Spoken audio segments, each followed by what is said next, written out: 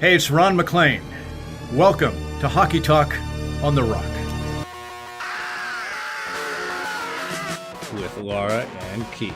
It's interesting. So let's back up a second. He played absolutely out of his mind. It made no sense to me. And now, here are your hosts. All right, here we go. We are back. Hockey Talk on the Rock, episode number 78. This is Laura, I'm Keith, and we are on Salt Spring Island tonight. It is Friday, May 27th, and we just watched Colorado close out the St. Louis Blues. Normally, we kick things off with some Canucks talk. We'll quickly mention that Scott Walker's not going to be back behind the bench, but other than that, we really don't have much to go on. No. So, over to you with other fun stuff. So yeah, I mean, we can start with the game we just watched if you want. So Colorado finally overcomes their playoff demons, which were the second round, and they beat St. Louis in 6 games. It was a relatively close series. I mean, at times I feel like Colorado dominated, and it was more kind of they got in their own way, if that makes sense. But, I mean... Colorado got in their own way? Yeah. Okay. Because, I mean, St. Louis got in their own way for that one game, St. Louis, for sure. Like, that whole Kadri thing with Binnington, and then them deciding that they were going to not play hockey and then just attack Kadri for 60 minutes was stupid. Like, honestly, it's probably the series, in a way. Yeah. But I think that these last 2 games, Colorado kind of got in their own way, in their heads a bit. And when St. Louis pushed, they just kind of crumbled. So it was nice to see in the end here that they were able to get that win, close out the series, and the way that they won too, right? With 5 seconds left in the game there, and the fourth line chipping in a goal. All that stuff is big, because I think if it had gone back to a Game 7, I don't know if they win. So good for them. Yeah, good for them, for sure. I called them in 6 this round, so I got one right. Not in our bracket, of course. But I'm in the getting other. smoked in our bracket. But in the other one, I called that one. Yeah. So, yeah, I mean, other than that, we can quickly touch on Tampa sweeping Florida. Yeah. Props to the Lightning. I mean, going back to the beginning of the year, I predicted Tampa and Colorado in the finals, so I'll take a small amount of credit, but I did pick Florida at the beginning of the playoffs to win it all, so it sucks, and I was rooting for Big G. Yeah. And we'll see where he goes, but they got outplayed. Yeah, so I think I was one of the few people who at the beginning of the playoffs did pick a 3-peat for Tampa. So far I feel pretty good, but we'll see. They're halfway there, so nothing to celebrate yet. But, I mean, a couple things about Tampa. I mean, the fact that they sweep Florida without Brayden Point. Crazy. Totally crazy. I don't know what else you can say about that team. I think they're the best team I've ever seen play, personally. And for me, I don't know if I said this on the podcast last week, but the way that they enter the zone is just perfect. Like, they always enter with control, and it almost feels like they're going to give it up, and then there's someone there, and it's just fascinating to watch. I think if they do 3-peat, which again is obviously a little bit early to have this conversation, but I think if they do, and Vasilevsky continues his play in these clinching games, because he got another shutout in the Game 4 against Florida. He let in 3 goals against Florida in the series. Like, they're the highest scoring team since 96. Yeah, I think if they win and he continues this play, I think you've got to start talking about him as one of the greatest goalies of all time. For sure. Like, already, right? Yeah. And especially he's 27. Playoff. Oh, yeah. So, no, that was insane. Opens up a few big questions for Florida, like Big Joe. Yeah. I have a feeling he might call it. I think so. He's got a lot of miles on him, and he didn't even play half the season. To me, he looked done last year, and then I was like, okay, he's going to Florida, like, he'll play probably 50% of the games or something, he'll be okay, but I think this is probably it for him. Yeah, and then as I already mentioned, Big G likes it in Florida. I don't know with the raises coming for like Verhaeghe and Barkov if they can afford to keep him or what they'll do. Maybe they'll move some pieces around, but I think with the Tampa series, it kind of showed that they need a little more grit up front and they need a little work on their defensive setup. So I don't know if like keeping him would be a priority. Yeah, I don't think they keep Drew. I'm very interested now where Drew goes because obviously the whole talk before the series ended was he was going to go to Ottawa, and just kept coming up and kept coming up. So you're like, okay, something's up with this rumor. Yeah. But I can't see him going there without a cup. No, but I've got a thought for you. Okay. Because he's from Ottawa. That's the rumor he wants to go Yeah. there. But, like, he's getting up on years. Yeah. Wants to win a cup. And obviously, I think most people agree they're a few years away from contending. Could you see him taking a discount to play for the Leafs? It's close to home. I don't know. How much of a discount? How bad he wants to win. I don't know. Like, they've already got that going on for them, right? Spezza and Giordano basically taking the minimum. We can touch on Giordano in a bit. But... I don't know. We'll see. Yeah, right. Because then it would allow them to trade Kerfoot or something like that, right? Because he would step in as a third line center or whatever they want to do. I can see it. I don't know. I think I don't want to see it. Just a random thought I had. Yeah, no, it's not bad. I mean, my whole thought about Florida, so I have two thoughts about Florida. The first one is with their coaching, because I really do not think that Andrew Brunette is going to come back. I know there's a lot of people that think he is. He is a nominee for the Jack Adams Award, but I think the playoffs kind of exposed that he's not that great of a coach. Yeah. And I think he's got a really good team, but he's not quite there yet. And there are rumors out there that perhaps the next coach of the Panthers are not who I think it's going to be, which is, I still think that Trotz ends up in Florida. I think it's too good a fit. But the rumor is that Quenneville's going to come back. Because he was not fired, right? He stepped down. Yeah. And he has to talk to Gary or whatever before he accepts a new job. But I've kind of a feeling that maybe they bring him back. Interesting. That would be interesting. Yeah. I want to touch on two quick more things with these two teams. One being, how can you not give GM Award of the Year to Bruisois? Was he nominated? I hope he was nominated. I don't know if he was, but... if he wasn't, that sucks. Because, like, how could you not, right? Like, you win the cup and you lose your entire third line that was so critical. and then he basically is like, well, I'll just bring in Hagel and Nick Paul and, you know, I got Ross Colton coming up. Yeah. And then having that fourth line that he brought in Belmar and Perry and had Maroon with them, and they were extreme. Like, their bottom six was extremely effective, especially in that Panthers series. I always, like, honestly, I found, even last year, watching Tampa in the playoffs, like, to me, their third and fourth lines usually impress me more than their first couple. And I know their first lines put up big points, and they're really good, but just the contributions of those two lines and the fact that they do just it seems like they just shuffle the deck every year. I mean, you could make a pretty good team with all the players that Tampa has let go in the last 2 years. Totally. And he didn't even have to circumvent the cap this year to do it. So... Yeah, we'll have to look it up and see if he is nominated. Yeah. I feel like he is or should be for sure if he's not. Yeah. The other thing with Florida, I might have lost it. Brunette. Oh yeah, because he was nominated for the Jack Adams, like you said, with Gerard Gallant and Daryl Sutter from the Rangers and the Flames, respectively. Who would you give that to? Just off the top here. Oh man, that is hard. I mean, it might be Brunette. Would it? Maybe. I don't know. I'm trying to keep in mind the preseason expectations. And, like, New York and Calgary were not expected to be contenders, like maybe fringe playoff teams. Yeah. And I think what they both did was really impressive. I agree. I think maybe I'm more impressed with New York than I am with Calgary, only because, and I was really, like, down on Calgary before the season, but they did have good pieces. Where it was like, okay. Whereas New York, they hadn't done it before. Like, this Calgary team is very similar to, 2019 that was the best in the West? Yeah. Kind of thing. Yeah. But see, I was the other way. Yeah. I was kind of leaning towards Sutter because he turned that team around from how bad they were last year to a full season being really good this year. And I think Gallant is a good coach. Yep.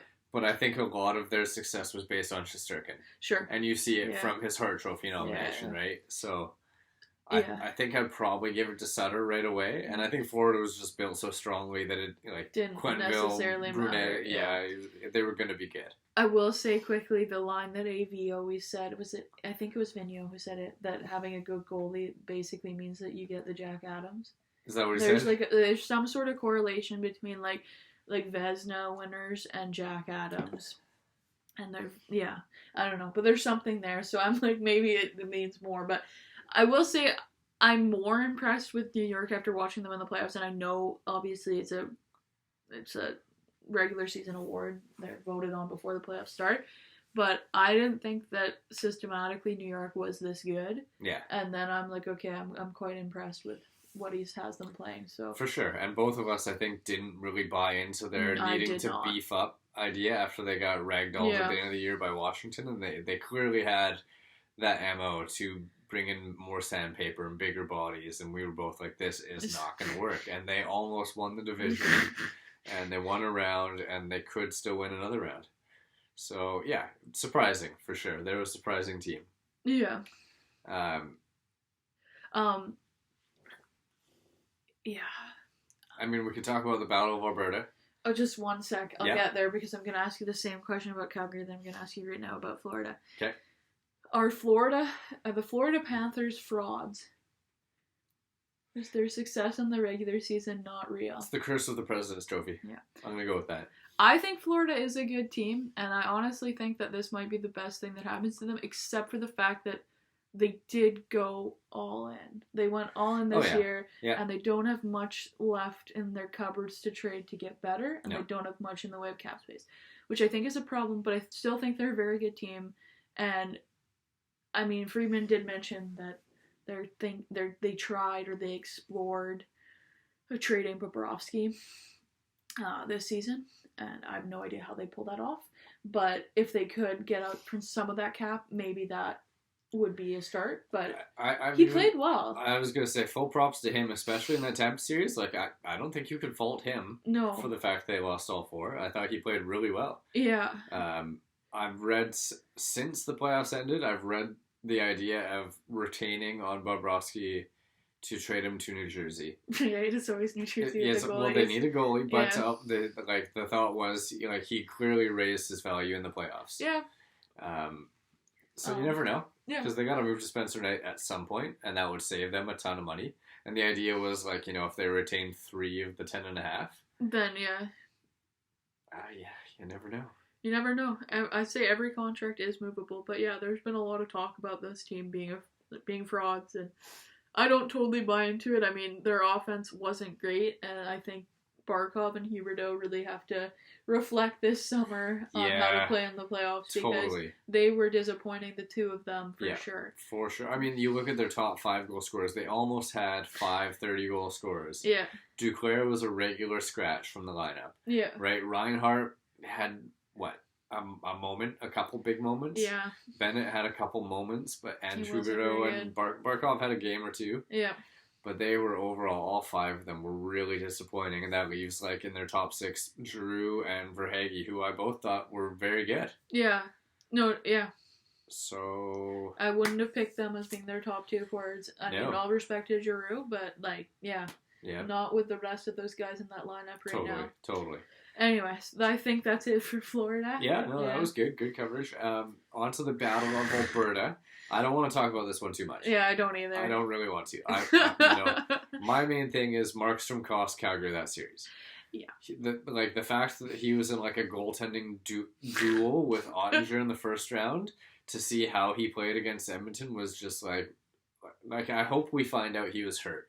Yeah. Or something, because it's just so inexplainable. My thing about Calgary, and it's going back to that Dallas series, is I think both times the opponent that they played made Calgary play their style of game. Yeah. And that's not a good sign if you're supposedly a contender. Yeah. You're supposed to be able to play your style. So, yeah, I mean, him getting into a goalie duel with Ottinger, whatever, is fine. Ottinger played amazing. That's okay. And Markstrom did fine in the first round. But that second round was by far, I think, in general, the worst goaltending performance I've ever seen in my life for both sides. But Calgary, Markstrom should not be playing like that. I'll give a little bit of props to Tanev because he did play with I think it was 3 major injuries or something. Right. And you could see that he was hurting, and he probably shouldn't have been in the lineup. But again, kind of tying it back to the Canucks, I think the Canucks made absolutely the right call keeping Demko, which we already kind of knew, but I think this really cements it. Yeah.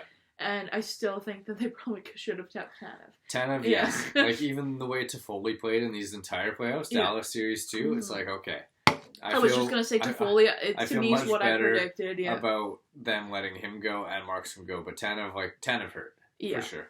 So, on what you're saying with the style thing, like, playing Dallas too, like, that style worked. Like, they could play that slow, grinded out game. Yeah. But, like, you've talked about with me before, when your third pairing is Zadorov and Goodbranson, and you're playing against the Oilers, who are, like, a speed-based team, like, those guys cannot keep up.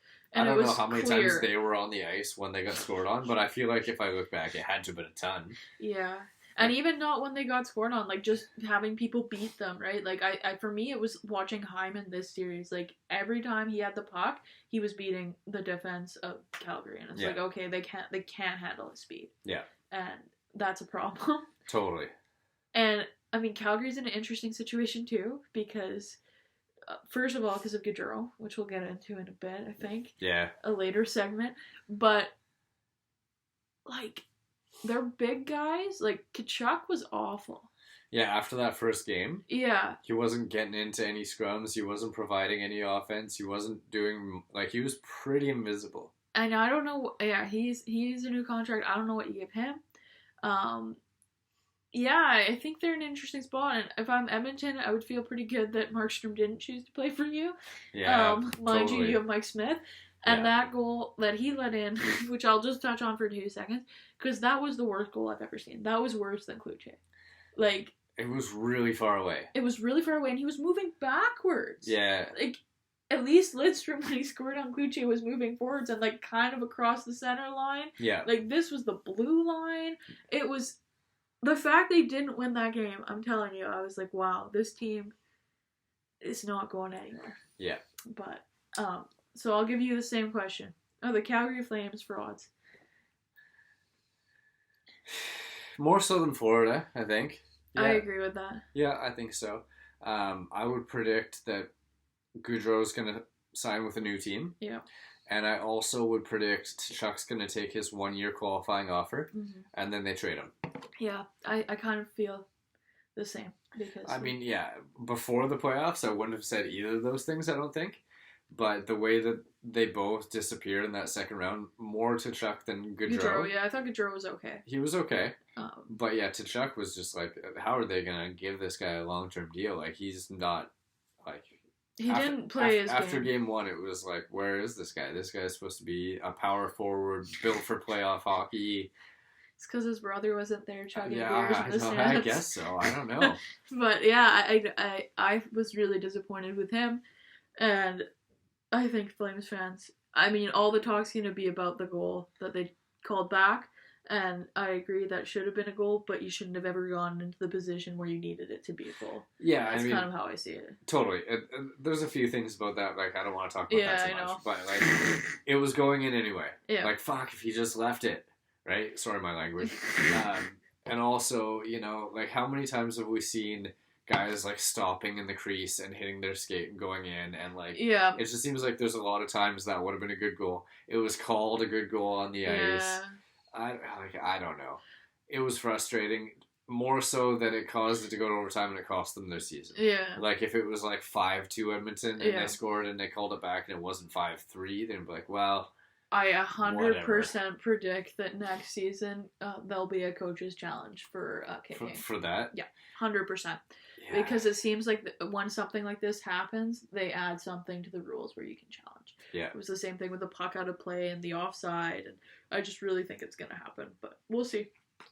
Anyway, I think that's it. So we get now Mckinnon versus Mcdavid, which will be fun to watch begrudgingly because I hate the Oilers. So I really hope that Colorado smokes them. But Colorado's a much faster team than Calgary. Yeah. They've got a better goalie as of right now. Not in the regular season, but as of right now. Yeah. And I don't see Mike Smith being able to fend off the Avalanche offense. But, you know, stranger things happen for sure. Totally. So, yeah, I'm excited for that. And then, the last series. We're waiting. We're waiting for New York and Carolina. Carolina could wrap it up tomorrow. No one's won on the road yet in that series. Carolina hasn't won on the road yet entirely this playoffs. Yeah. So a betting man would probably say New York wins and they go to Game 7, but Yeah. somebody's got to break that trend eventually in this series. I think it's gonna end tomorrow. That's my gut. But again, I thought that New York was winning last game. So My gut is New York plays so bad in Game 5 that they'll play better at home in Game 6 and send it to Game 7, and then I don't know who I would pick in that game. Probably Carolina because it's at home. yeah, But it's hard to say. I mean, New York won the Game 7 against Pittsburgh. And Yeah. that was at home, I guess. But and I do think regardless of who wins, I think it just makes it like a clear path for that Colorado Tampa final. Yeah. You know, I really hope so. I really hope so too because I feel like in my mind I'm like that would be a Game 7, great series Yeah. between. And I would hope Mckinnon would finally win, to be honest. But a 3-peat would be pretty sweet, A too. 3-peat would be sweet, and I probably would be happier, honestly, if Colorado won. But I've never seen a 3-peat, obviously. So I think that would be pretty cool, too. But we'll see. I have a very quick game to finish it off. Okay. It's just staying or leaving for various Random free agents. players. Yeah. Okay. And there's a couple at the end, which is playing or retiring. Okay. Okay, and we kind of touched on one already. Big Joe. Yeah. Okay, so starting it off with not Big G, Johnny Hockey. Yeah, I mean, based on the playoffs, I feel like he's going to test the market. Yeah. End up in New Jersey or Philly or Boston, Okay, so I have a thought, and it's more for the next one. But if Backstrom is hurt in Washington, could they possibly be in the running for one? And Wilson's out too for one of these big forward free agents. Maybe Kadri. Yeah, that's the next one. Just because, it sounds like Backstrom might be done. Yeah. Which would be unfortunate. But then they would obviously need a top 1 or 2 centerman big time. So yeah, I agree with you. I think he's going to test the free agent market anyway, and we'll see. I can't see him back in Calgary, but I mean they would be letting go 100+ Hart caliber season player. Anyway, so next up is Kadri. Yeah, I just don't think Colorado's going to be able to afford him. I mean, there's a part of me that thinks maybe he'll take a huge discount and stay, especially if they win. But I will say if they win the cup, then Yeah. I can see that. But if they don't, no. They have so many players that they're going to have to give raises, give money to. Yeah. I just can't see it. And I think that he might want the chance to be a number 1 center somewhere. Right. And there are teams that would be willing to pay him to do that, especially after this year that he's had. For sure. Okay, Jack Campbell. I kind of... This one is a tough one because he very clearly likes being a leader. Yeah, and they like him. And they like him. So, I don't know. I have a bit of in my mind theory that he'll go play for Colorado next year. I was telling you that earlier. But for this sake, I'll say he stays in Toronto. Okay, I'm going to be boring. I'm saying he stays too. Yeah. I think that he'll take less to stay. Yeah. Okay, your man, Big G. I think it's obvious he's leaving. Yeah, I mean, I have a gut feeling that you could see him in Toronto, but I think he's moving on, and he made some comments that makes it sound like he's definitively not going back to Philly. Yeah. So. I mean, I think he wants a cup, right? It's pretty obvious. Yeah. Okay, Andrew Kopp lighting it up for the New York Rangers in the playoffs. Oh yeah, I mean, I don't know. He's been a good fit. But I feel like he's one of those typical, had a good year, gonna go to free agency, sign a 6-year deal somewhere else. Yeah, and probably make too much. What he is. Yeah. For sure. Okay, Chris Letang. Oh man, okay. Part of me says staying in Pittsburgh, and I feel like they're gonna make more of an effort with him than Malkin. Yep. But again, there's part of I kind of feel like he could end up in Toronto too. I don't know. They're all ending up in Toronto. I don't know. Montreal. That's the other hot No, one. I don't think so. He's going to want to win more cups, and they're not going to win more cups. Yeah. Okay, then the next one is his teammate Gino. I feel like Malkin's more likely to be gone from Pittsburgh. I agree, and I think kind of similar to Kadri. I think he wants to have a chance to be a number 1 center for one point in his career. He's always been behind Sid. I really think it would be interesting. I don't think Kadri would do it because I think of the whole rivalry with Toronto, but with Gino, I'm could you see him ending up in Boston if Bergeron is done? I was thinking, wouldn't it be hilarious if you saw Mckinnon in Washington. Philly? Oh, I was thinking Washington, but that would be good too, yeah. I don't know.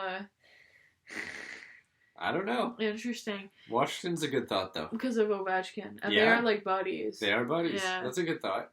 I like So, that one. anyway, but I don't know because of how, like, you know, angry and a bit Fleury was about not playing for Washington, if that's like a whole Penguins thing, or if that's just like But he's a Fleury good thing. Canadian kid. Yeah, exactly. Okay, and then the last two are my retire or last three are my retire or play, and the first one is Big Z, so Chara. I think retire. Yeah, I think so too. Second one is Bergeron. I see him doing a 1 more year deal. Yeah. He played really well this year. I think Bergeron might want to stay until the next like Team Canada big event is. Right. Because he's been playing so well. Yeah. Why would you? I don't know. I just think he's still playing too good to retire, but we'll see. And then the last one is Jumbo. I think Jumbo's Yeah. Yeah. I agree. Okay. So that's everything. That's everything. And then next time we talk, we'll do our picks for round 3 of our bracket, where I think I'm going to be trying to claw back because you're already up 3 points on me this round. Yeah. And we'll be able to preview a little more of the final 4. We've a little bit talked about Edmonton, Colorado, but we can go more into that. And you never know what kind of crops up between now and then. Yeah, sounds good. All right. Well, Hockey Talk on the Rock, episode 78. Thanks for watching. Woo!